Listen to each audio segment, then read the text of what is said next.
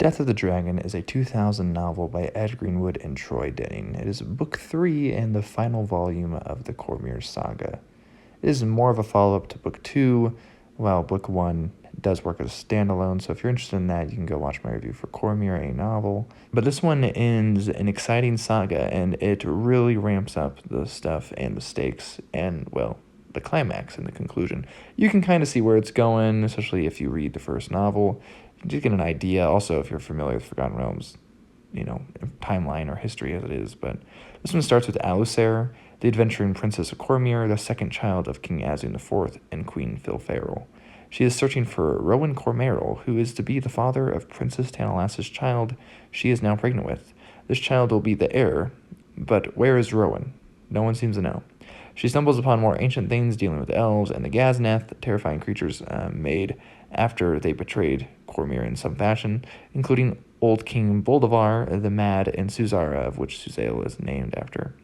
Tanalasta is still in the north, in danger, and King Azun goes to war, while Vanji is missing. The royal family goes through some changes, and it's sweet to see their love for each other during a difficult time.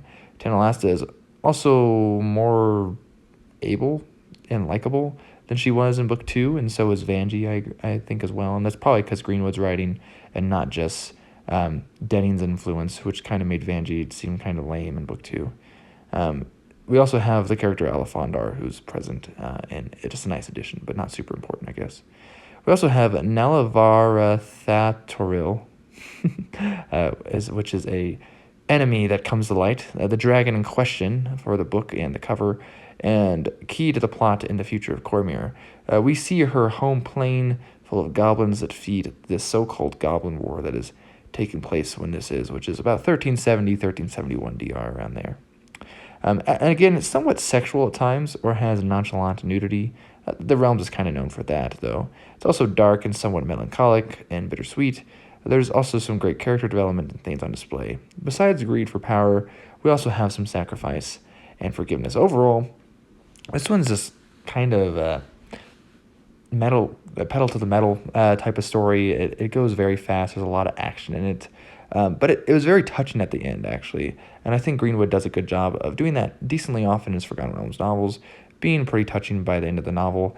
And it made me, reading this and the other 2 novels before, actually, is what my current Dungeons & Dragons campaign is based off of, actually, which is based around this Goblin War and the events of this war, just in a different part of Cormyr to kind of highlight different things. So it inspired me for that, at least. So anyways, Liam from Liam's Lyceum, I'll catch you next time.